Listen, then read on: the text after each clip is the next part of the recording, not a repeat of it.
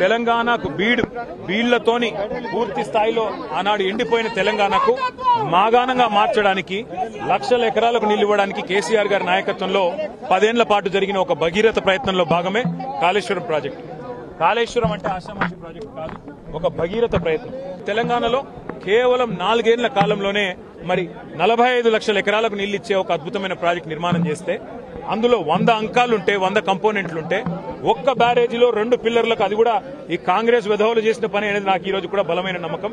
మరి ఇవాళ భూకంపం 7+ భూకంపం వచ్చినా అక్కడ తట్టుకొని నిలబడ్డది మేడిగడ్డ.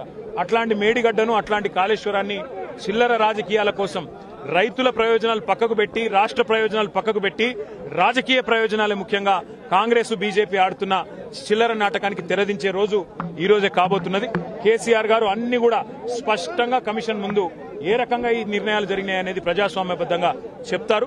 ఆ తర్వాత తప్పకుండా మాకు విశ్వాసం ఉంది, ప్రజాక్షేత్రంలో గాని న్యాయస్థానాల్లో గాని తప్పకుండా ధర్మం న్యాయమే గెలుస్తుంది. రాజకీయం కాకపోతే ఏముందండి? 420 హామీలు ఇచ్చిన ఒక చిల్లర పార్టీ, ఒక చిల్లర ముఖ్యమంత్రి, గవర్నమెంట్ నడపచాతగాక ఆఖరికి ముఖ్యమంత్రి గారు పోర్ట్ఫోలియోలు ఇచ్చుదామంటే కూడా ఆయనకు పర్మిషన్ లేదు. ఢిల్లీకి పోయి కూర్చొని పోర్ట్ఫోలియోలు పంచుకునే దౌర్భాగ్య పరిస్థితుల్లో ఇంతకంటే ఎక్కువ తెలివితేటలు ఉంటాయని నేను అనుకోను.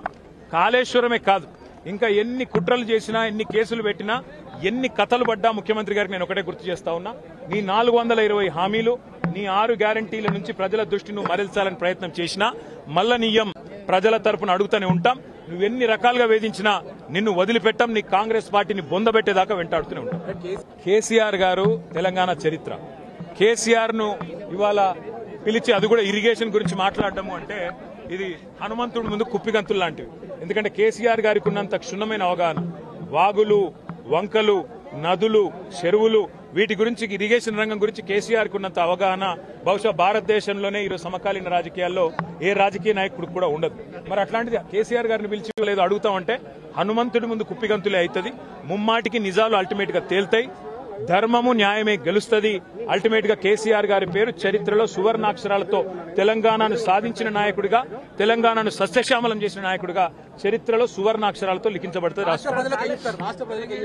ఈ చిల్లర రాజకీయాలు పట్టించుకోకండి. 6 గ్యారంటీలు, 420 హామీల మీదనే మనం అందరం దృష్టి పెడదాం.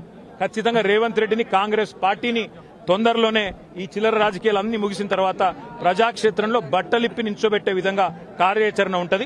దానికి మీ మద్దతు పలకాలని రాష్ట్రపతిని. రేవంత్ రెడ్డి అనే ఒక చిల్లర నాయకుడు, ఒక చిల్లర వ్యక్తికి కేబినెట్ అంటే అర్థం కాదు, కేబినెట్ ఎట్లా పనిచేస్తుందో అర్థం కాదు. ఎందుకంటే ఆయన ఆలోచనలు వేరు, ఆయన ఎజెండా వేరు. ఆయనకు రాష్ట్ర ప్రయోజనాల కంటే, రైతుల ప్రయోజనాల కంటే రాజకీయ ప్రయోజనాలు, రాక్షస ఆనందము, పైశాచిక ఆనందం ఆయనకు ముఖ్యం. ఆయన చిల్లర పని చేసి బ్యాగులు మోసి జైల్లో పడ్డాడు కాబట్టి మా వాళ్ళని కూడా కొంతమందిని జైల్లో పెట్టాలనేది ఆయన వికృతమైన ఆలోచన తప్ప ఇంకోటి కానే కాదు. నేను చెప్పేదల్లా ఒకటే, అబద్దం నిజం నిలకడ మీద తెలుస్తుంది. నిజం కడప దాటే లోపల అబద్దం అంగిలాగేసుకుని ఊరంతా తిరిగి వస్తుంది అన్నట్టు కొన్ని రోజులు కాళేశ్వరం అని, కొన్ని రోజులు ఫోన్ ట్యాపింగ్ అని, కొన్ని రోజులు ఫార్ములా ఈ అని ఏదైతే డ్రామాలు రేవంత్ రెడ్డి ఆడుతా ఉన్నాడో, ఆయన ప్రభుత్వం ఆడుతా ఉందో, ఇవన్నీ కూడా కేవలం ప్రజల దృష్టి మరల్చడానికి చేస్తున్న చిల్లర ప్రయత్నం. 420 హామీలు, 6 గ్యారంటీలు అమలు చేయలేని ముఖ్యమంత్రి, చివరికి మంత్రివర్గ విస్తరణ చేయలేని ముఖ్యమంత్రి, చివరికి మంత్రివర్గ విస్తరణ చేసిన పోర్ట్ఫోలియోలు కూడా కేటాయించుకోలేని ఒక అసమర్థ ఫెయిల్యూర్ చీఫ్ మినిస్టర్. ఆయన ఫెయిలియర్ ని కప్పిపుచ్చుకోవడానికి చిల్లర ప్రయత్నాలు చేస్తున్నాడు. అంతకంటే మించి చేసేదేం లేదు. కేసీఆర్ గారితో ఇరిగేషన్ గురించి మాట్లాడడం అంటే హనుమంతుడి ముందు కుప్పిగంతులాగా ఉంటుంది. ఎందుకంటే కేసీఆర్ గారికి సమకాలీన రాజకీయాల్లో భారతదేశంలో ఆయనకున్నంత క్షుణ్ణమైన అవగాహన, నదులు, వాగులు, వంకలు, చెరువులు ఏం చేయొచ్చు అనేది, ఏం చేసి చూపెట్టిందో కూడా కేసీఆర్ నాయకత్వం తెలంగాణ ప్రజల ముందే ఉంది. బ్రహ్మాండంగా తెలంగాణను 1,00,00,000 ఎకరాల మాగాణం చేసి, వరిధాన్యం ఉత్పత్తిలో పంజాబ్ ను, హర్యానాను దాటిపోయి తెలంగాణ అనే కరువు పాలిత ప్రాంతాన్ని ఇవాళ భారతదేశంలో అగ్రభాగాన్ని నిలబెట్టినందుకు కేసీఆర్ గారికి నోటీసులు ఇస్తారా? లేదా ప్రపంచంలోనే అతిపెద్ద లిఫ్ట్ ఇరిగేషన్ ప్రాజెక్టును 4 ఏళ్లలో ప్రజాస్వామ్య భారతదేశంలో కట్టినందుకు మీరు నోటీసులు ఇస్తారా? దేనికి ఇస్తారు కేసీఆర్ కు నోటీసులు? అన్ని చర్చలు కూడా ఇవాళ కమిషన్ ముందు జరుగుతాయి. ఎన్ని ప్రశ్నలు అడిగినా వాటికి సమాధానాలు సమర్థవంతంగా మేము చెప్తాము. ఇప్పటికే హరీష్ రావు గారి ప్రజెంటేషన్ తోనే కాంగ్రెస్, బీజేపీ నాయకులు ఫ్యూజులు ఎగిరిపోయినాయి. ప్రజలకు కూడా మొత్తం వాస్తవాలు అర్థమైపోయినాయి. వాడు కొత్తగా చెప్పడానికి గానీ మరి అడగడానికి గానీ వాస్తవంగా ఏం లేదు. కానీ సాంకేతికంగా పిలవాలి కాబట్టి పిలుచుడని నేను అనుకుంటాను. రేవంత్ రెడ్డి వాళ్ళ మామ దగ్గర కూర్చుంటే మంచిది. పిల్లనిచ్చిన మామ దగ్గర రేవంత్ రెడ్డి 5 నిమిషాలు కూర్చొని బుద్ధి జ్ఞానం తెచ్చుకుంటే మంచిది. సూదిని పద్మారెడ్డి గారు, గీతా గారి తండ్రి వారు చెప్పినారు 94,000 కోట్ల ఖర్చైన ప్రాజెక్టులో 1,00,000 కోట్ల అవినీతి అనేది ఒక తెలివి తక్కువడే అంటాడన్నాడు. మరి ఆ తెలివి తక్కువ ఆయన అల్లుడు, మా కర్మగాలి. ఆ తెలివి తక్కువ ఇలా ఈ రాష్ట్రానికి ముఖ్యమంత్రి. కాబట్టి మేము అనేది ఏంటంటే రేవంత్ రెడ్డి గారు ముందు పోయి వాళ్ళ మామగారి దగ్గర కూర్చొని కొన్ని పాఠాలు నేర్చుకుంటే మంచిది. ఖచ్చితంగా కక్ష సాధింపు, రాజకీయ వేధింపు తప్ప ఇందులో ఏమీ లేదు. నిజం నిలకడ మీద తేలుతుంది.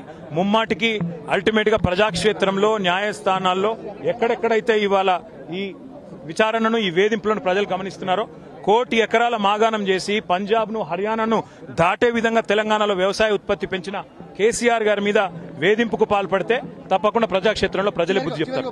ఏడాదిన్నర కాలంగా ఒక ప్రాజెక్టు డిపిఆర్ గానీ, కనీసం శంకుస్థాపన గానీ, ఒక ఇటుక పెట్టి కట్టే దాఖలాలు లేవు. ఎట్లా చూస్తారు కాంగ్రెస్ పార్టీ? ఎట్లా చూసేదేముంది, ఇటు కూలగొట్టడానికి వచ్చింది తప్ప కట్టనికి రాలేదు.